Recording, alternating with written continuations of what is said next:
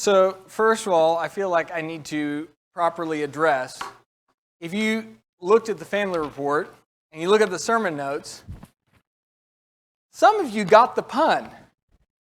Incline your heart. We put it in incline. Some of you said things like, who's getting fired, which I thought was a little extreme. But Kelly did not do anything. That was my dad joke. That was my dad joke. That's what it was.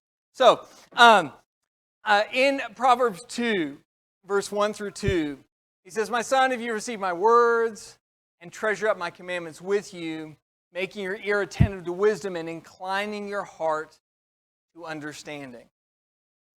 We're going to talk this morning about that idea of inclining your heart. And it's a phrase that shows up multiple times, especially in the Old Testament. And I think it says a lot about how you can learn to love the Lord your God with all your heart. Because to incline your heart addresses an idea that your heart is a thing that is constantly being swayed. Things that are on incline are not stable things. By the very definition of being at an angle, you're not stable. You're not flat. And in Jeremiah chapter 17, verse 9, that's what Jeremiah says. The heart is deceitful above all things and desperately sick. Who can understand it? Your heart is a thing that it struggles more than your mind does to get on board with what is the right thing to do. There are probably, for all of us, times in our life where we have known here what we should say or do or how we ought to act. But in here, we don't want to say that thing or do that thing or act that way. In fact, oftentimes, your heart wants the exact opposite thing of what your mind tells you is the right thing to do. And so, when we go through life and aware of that tendency of the heart, we wonder what's wrong with us. Well, the fact is there's nothing wrong with you. It's just that you have a heart. And the heart is a thing that can be deceitful. It can be desperately sick. It can be swayed by the circumstances and people that you are around, more so than your mind. This, by the way, is one of the reasons that we should consider things like the movies that we watch. For those of you that are old enough to know that swear words are bad, you don't intellectually need any help with that. So you could watch a movie where people swear, and you could say, well, I know that's bad, so I won't do that. But what do we know often happens when you watch a bunch of movies with a lot of swear words in them that even though intellectually you know perfectly well you ought not to do, and then the next time you hit your thumb with a hammer, what comes out of your mouth? The thing that you intellectually knew, no. Because intellectually knowing things does not always sway the heart. And so Proverbs in particular spends a lot of time addressing this idea that your heart is a thing that you've got to watch over. And I love the idea of inclining your heart because I think it gets to one of these basic ideas that an inclination is putting yourself in a tendency towards a certain thing.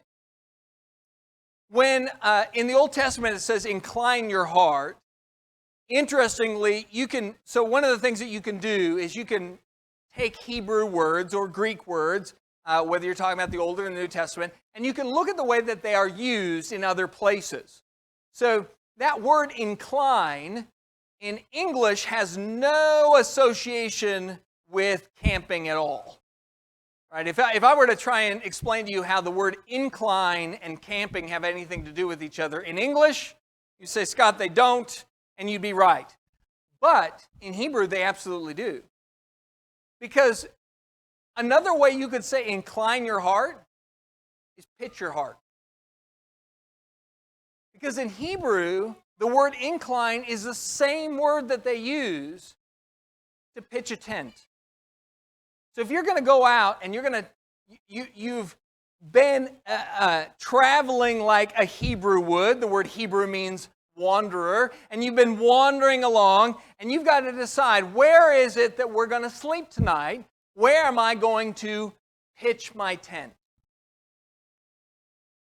What you're saying is, where am I? What land, what area am I going to put myself in so that when I'm sleeping, I don't wake up in a mud puddle? Or the wind doesn't knock the tent over? Or some wild beast come in and cause problems for me while I'm just trying to sleep? To incline your heart is to put yourself in the best position to be successful. An inclination is a tendency. If you put chocolate in front of me, and then you put a bowl of gummy bears in front of me, I will be inclined to eat the gummy bears because I'm a 5-year-old. That's just my inclination, my tendency. Now, that doesn't mean I don't like chocolate. It doesn't mean that I have a problem with it. It just means that if I have those two options, I'm inclined to pick the little kid candy. That's just my inclination. An inclination is a tendency. You want to put your heart in a position where it tends to feel the right thing, where it tends to be in the right position. So what sort of tendencies do you want? When you're going to pitch your tent, you can't control everything, but you probably don't put it in a gully. What sort of tendencies do you want in your life? What sort of tendencies do you want in your emotions?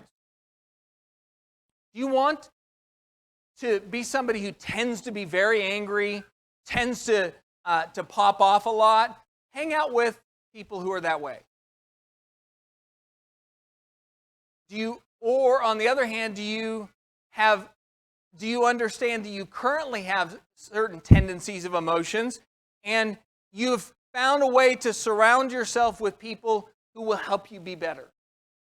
Right? All of us have tendencies in the way that we feel. If you have a tendency towards cowardice, surround yourself with brave people. Or what are your tendencies during conflict? Right?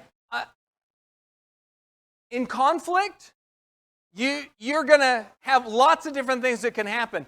But I want to work on what are my tendencies in conflict. And that's a hard issue. I want to tend to be a peacemaker. I want to tend to be calm. I want to tend to be somebody who is patient and listens first. My tendencies in relationships.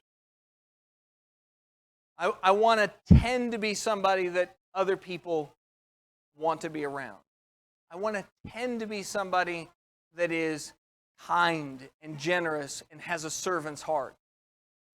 What are my tendencies in parenting? How do I want my kids down the road to remember me? Because another way of thinking of tendencies is reputation. Right? Over time, people forget all of the specifics, and they're left with a general picture in their mind of who you are. What are your tendencies in parenting? If your kids were to step back and not think about the specifics of any one particular thing, but just in general, what kind of a parent would they say you are? And would you be happy with that? What are your tendencies during temptation? Do you tend to be prayerful? Do you tend to show self-control? Do you tend to incline yourself away from temptation, or do you tend to incline yourself towards it? Jesus talked about the idea that if you were going to follow him, you had to be like a man who put your hand to the plow and didn't look back. Because if you're plowing a field and you look back, you do not get a straight line with that plow. Which do you tend to be? Somebody who looks back? Or do you tend to be somebody who looks ahead? What are your tendencies in your worldview? Do you tend to think of yourself as a Christian first? Or do you tend to think of yourself as an American first? What do you associate with as your worldview? What's the thing that comes first to your mind? Where have you pitched your tent? Another sense that the Bible uses with the word incline is to stretch or to spread. When you incline your heart, what you're saying is, I'm stretching my heart out towards something. I'm spreading my heart out towards something. Incline your heart to understanding. Well, here's the thing about stretching yourself, is that most of us don't like doing that. If you've even ever stretched a rubber band, you can almost feel the tiny rubber band complaining the whole way, right? It hurts. Stretching yourself puts yourself in a position of uncomfortable, but you don't get different without new. If on that last slide, when I was covering all the tendencies and asking you, what is your tendency in things? If on some of those you are not happy with the answer, you're not happy with your tendencies of your worldview, or your tendencies during temptation, or your tendencies in relationships or parenting, if you're not happy with where your tent is pitched now, guess what? You need to stretch yourself. That's how that works. You will not get different without new. It's an interesting example of this idea of inclining your heart in 1 Samuel chapter 14. In 1 Samuel chapter 14, you have Jonathan, and Jonathan wants to go up and conquer these Philistines, which is not something anybody else has been doing. The Philistines have been the guys in charge, and they've been beating everybody up. And so Jonathan is there with his armor bearer, and they kind of poke their heads up over the top of this cliff edge, and they look, and there's a bunch of people there, and Jonathan says, you know what, I think we can take them. And his armor bearer, who has a lot of trust in Jonathan apparently, says to him, well, just do all that is in your heart. Do as you wish. And that word wish is incline. Do as you are inclined. Behold, I am with you, heart and soul. And they do, in fact, end up going up and winning a great victory there against the Philistines. The interesting thing was that what Jonathan did and what the armor bearer recognized was that Jonathan had a heart that was inclined to victory. So we got to go do victory things if we're going to get victory. Okay, you think we can take them? Let's go take them. And so Jonathan did what nobody else had been doing, which was actually fighting. You know, it's interesting. Here's the Philistines, and they're oppressing you, and life is hard, and everybody doesn't like the situation you're in. The Philistines are in charge of us, and they oppress us, and our life is hard. So everybody complains about it, but one guy gets up and does something about it. If you want a different outcome, you have to do something new. If you are not happy with the tendencies of your heart right now, you're going to have to start making some changes. And that means you're going to have to change your atmosphere if you want to change your outcome. Psalm 141, 3 through 4. Do not let my heart incline to any evil. God, don't let my heart incline to any evil, to busy myself with wicked deeds in company with men who work iniquity, and let me not eat of their delicacies. We want to be spiritually minded people with hearts that are inclined to serve the Lord. But then we spend our time filling our minds and our hearts with the delicacies of Satan. We do it all the time. We want this outcome where our heart is fully given to God, but then we ingest everything that the world has to offer, and we wonder why we don't get where we want to be. You want a heart that loves people, but you watch violent movies all the time. You want a heart that is a peacemaker, but every single time somebody picks an argument, you take the bait. You've got to start doing something different. If you surround yourself with people that are a bad influence, you will get exactly what their influence provides. If you eat only gummy bears, you will absolutely get a body built by gummy bear. That is just how that works. It is 100% of the way it works every single time. And I know I'm not saying anything new. I'm not saying anything that's so earth-shattering and different. But look, do not let my heart incline to any evil, to busy myself with wicked deeds, in company with men who work iniquity, and let me not eat of their delicacies. If I do wicked things and surround myself with wicked people, and then enjoy the fruits of that labor, I cannot be surprised when my heart inclines to evil. What I do, who I'm around, and what I enjoy, what I use for enjoyment, those three things will end up defining my life. If you want to be a better parent, you're going to have to learn to do things with your kids, be around your kids, and enjoy them. Crazy idea, right? But the world is full of people who are like, I really want to be a good parent, but I don't like being around my kids. I don't like doing things with them. They take so much time, and I really don't enjoy them. Well, you're going to get what you get. If you want to be somebody who's strong in temptation, one, don't be in temptation all the time. If you are always around things that are tempting, that's just your world. So find somewhere else to be. You know, the alcoholic should not be hanging out at the bar. None of you should be hanging out at the bar, to be clear. But an alcoholic especially should not be hanging out at the bar. Change your atmosphere, change your behavior, and change your idea of what is enjoyable, and you will see your heart inclined differently. The next thing was actually touched on in the scripture reading.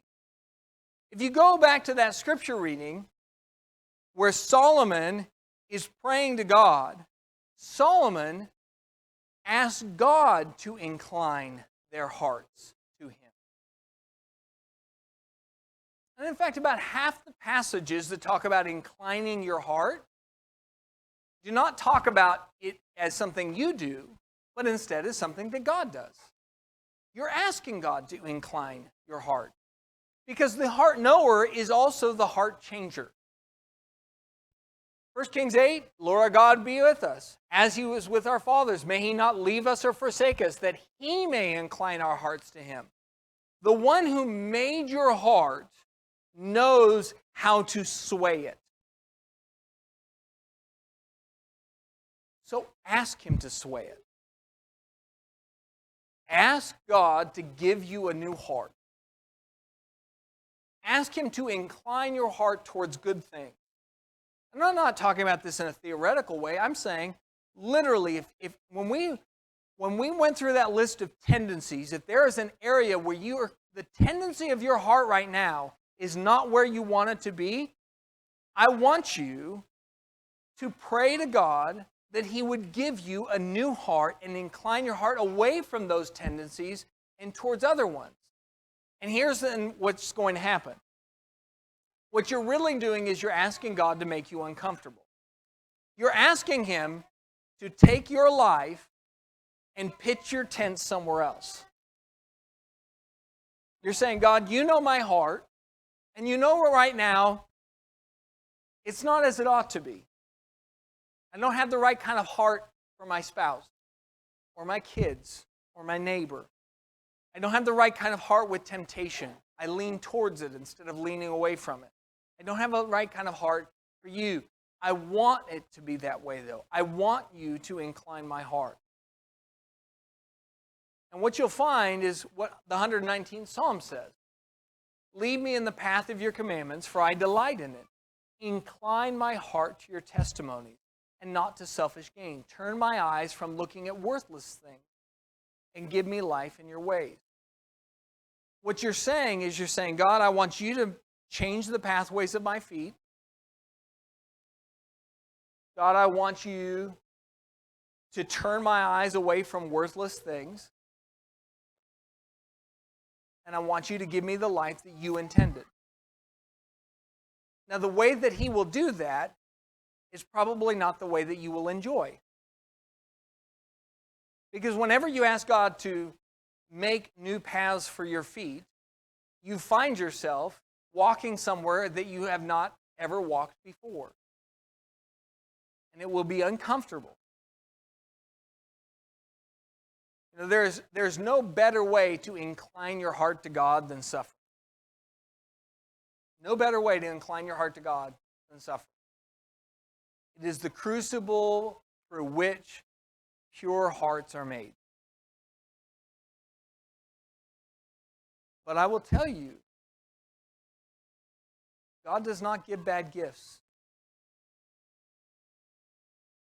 So if you ask your Father to incline your heart and to give you a nudge in the right direction, He does not give bad gifts. You are asking for bread, and He will not give you a stone. But it will kind of feel like a stone partway through. And I tell you that so that you understand ahead of time that God's ways are not your ways. And if you want to be comfortable, this sermon isn't for you anyway. Inclining your heart is never an act of comfort. It is always an act of discomfort. But if you do want to incline your heart to God, He will give you good gifts. You've just got to see you through that process.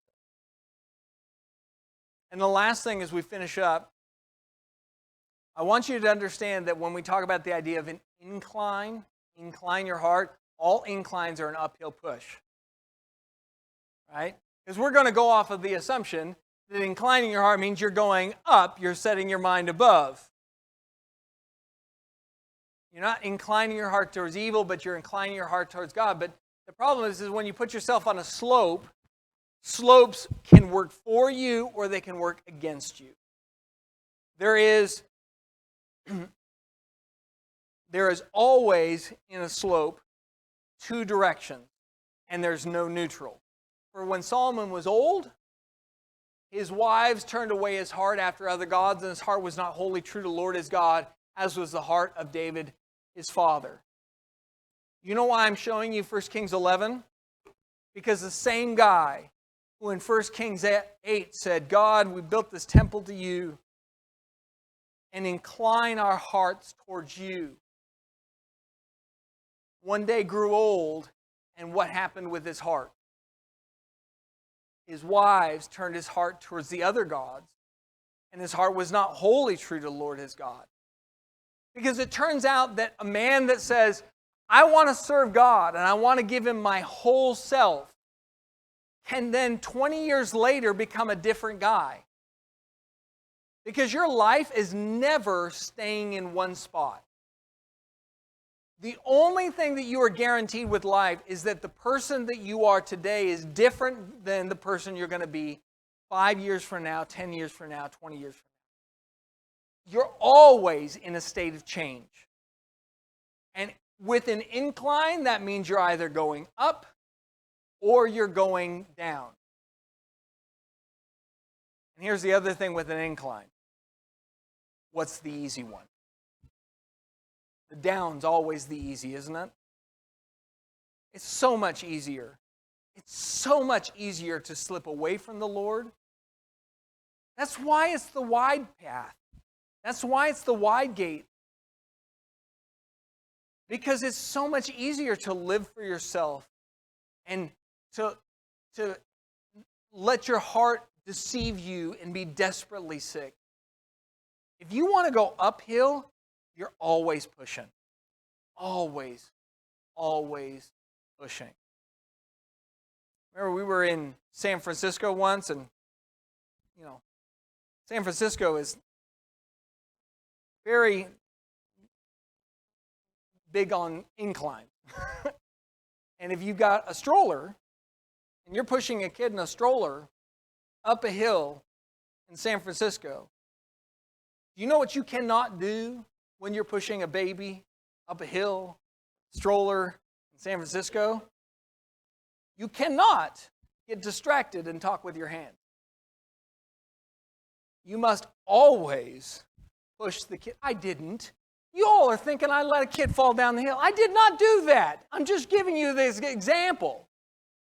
Can't believe you. I've had 0 kids fall down hills on my watch, okay? But that's your spiritual life. You can't get distracted. You can't get caught up in things of this world and expect your spiritual growth to happen, because it doesn't happen automatically, because there are no plateaus. There are no plateaus on an incline. So you've got to constantly be pushing. Psalm 119, your testimonies are my heritage forever, for they are the joy of my heart. I incline my heart to perform your statutes forever, to the end.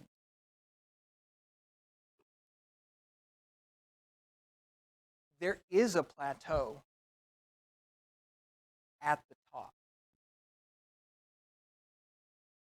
Folks, this life is not the top. You've got to keep pushing. Don't let go of the stroller. At this point, at this time, we offer an invitation. If you are not yet a Christian and you're ready to begin your life of following Christ, you want to put your heart on that incline, you just start pushing. We offer this as a chance for you to become a Christian, to be baptized into Christ, and have your sins washed away. If you would like to do that, or if you are in need of the prayers of the saints, we offer this as an opportunity as we stand and sing an invitation song together.